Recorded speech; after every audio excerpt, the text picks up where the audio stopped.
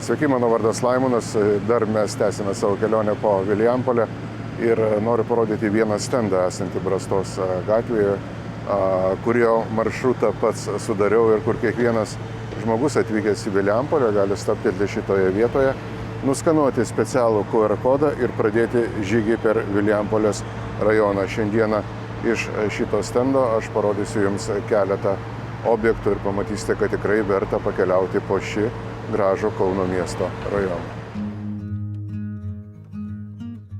Atvykome į objektą, kuris turi oficialų pavadinimą Lopšelis ir pačiame centre šitos vietos ir graži skulptūra, kurios autorius nėra žinomas, ir tas Lopšelis įrodo tą globą mažų vaikų ir motiniškų rankų.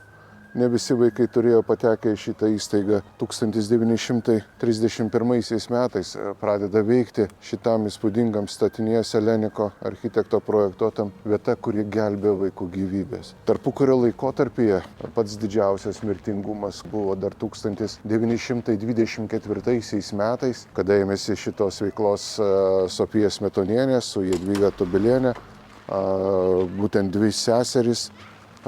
Jos inicijavo šitos vietos atsiradimą, kad gelbėti vaikus.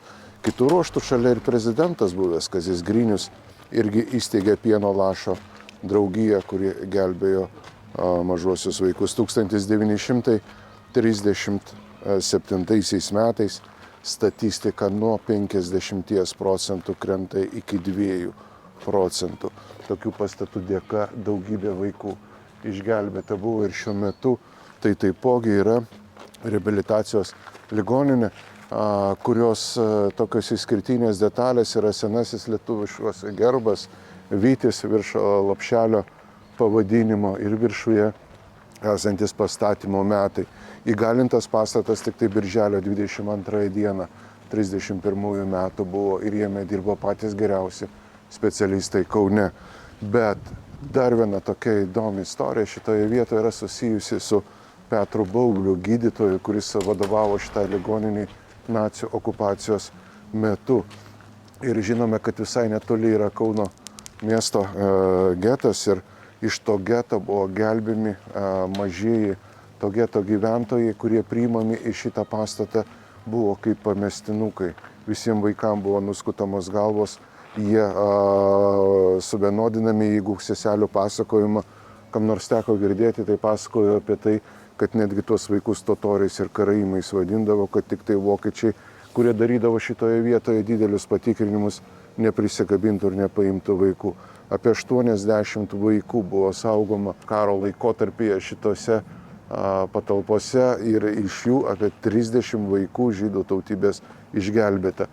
Naktimis vaikams suleisdavo vaistus, migdančius Kauno gete, ir tie kurjeriai vadindami atneždavo prie šitų durų, paguldydavo juose krepšeliuose, o gydytojai ir Petras Bublys jau laukdavo, juos priimdavo.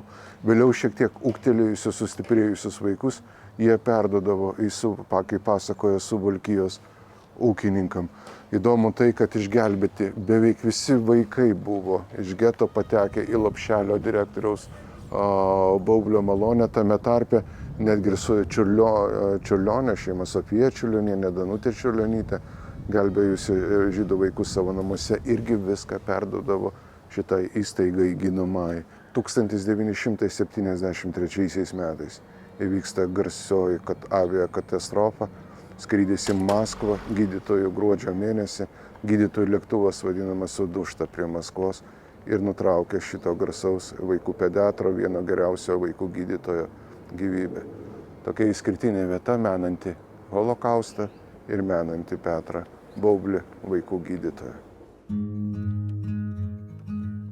Labai netrukdydami personalą, kuris dirba su vaikais, užsukome ir į vidų, kad pasižiūrėti foto albumus, foto nuotraukas sukabintas ant sienos ir matome, kaip buvo vaizdas šitoje Lopšelio vietoje įstaigos, kaip medicinos seselės vaistus ruošė, Lopšelio palatą 8-9 mėnesių kūdikių, kaip atrodė.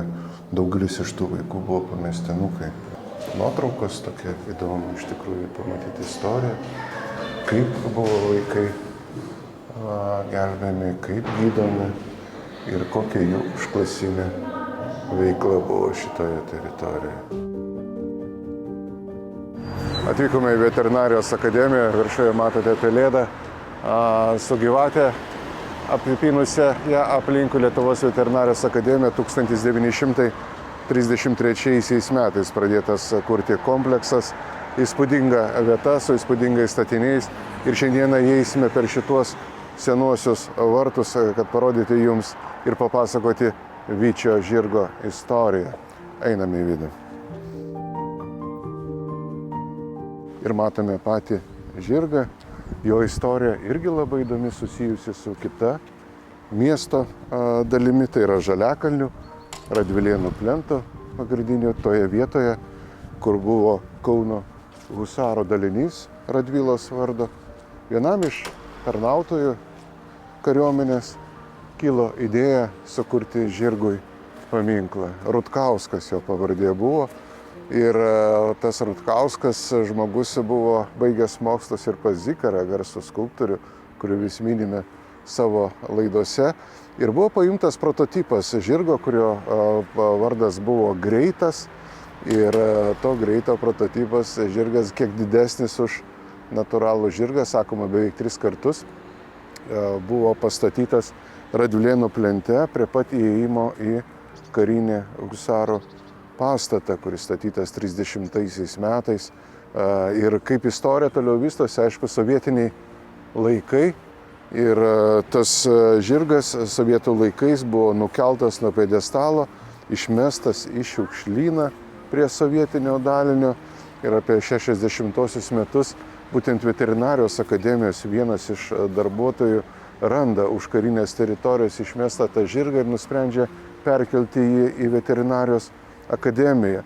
Bandė jį sulipdyti atgal iki šitos vietos ir kaip nebūtų keista ir turbūt istorija taip sudėlioja, kad ir pats žirgo autorius Rutkauskas dar buvo gyvas ir šitą žirgą padėjo rekonstruoti, sutvarkyti ir iki tokio lygio navesti, kokį mes matome 1968 metais. Šitas žirgas pastatytas veterinarijos akademijos teritorijoje, yra puošmena jos.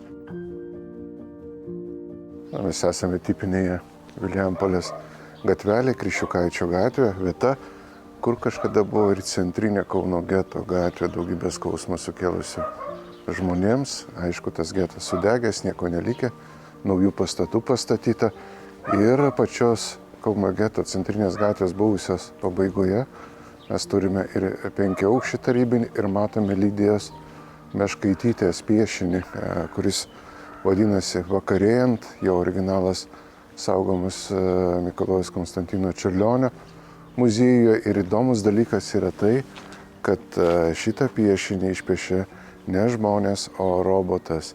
Retas atvejis, žinome, kad daugybė menininkų kūrė tos kūrinius, bet šituo konkrečiu atveju robotas tiksliai atkartojo dailės kūrinį, pieštą kažkada tai Lidijos Meškaitytės. Tai jeigu norite jį rasti ir pamatyti, atvykite į Vilijampolę, į Kriščiukaičio gatvę. Dar vienas objektas, kurį noriu parodyti, gyvos grafikos darbas komandos, vadinasi Skliautas, senojo miesto atvaizdai ant Vilijampolės blokinių daugiabučių, tai 200 kvadratinių metrų piešinys tos pačios komandos, kur žinome Kaune ir senelį išminčių, sėdinti netoli Kauno pilies. Tai vat keliaujant Vilijampolės maršrutu galima sutikti ir senų statinių, ir naujojo meno, labai keistai atrodančio važiuojant automobiliu pro Sąjungos aikštę, kuri kažkada tai buvusios kapinės senosios toj teritorijai. Galima pamatyti ir patekti į senovės Romą ir kitus antikinius miestus. Tai kol kas tiek tos Vilijampolės, keliaukite, pažinkite savo miestą, o mes dar būtinai susitiksime kitose laidose.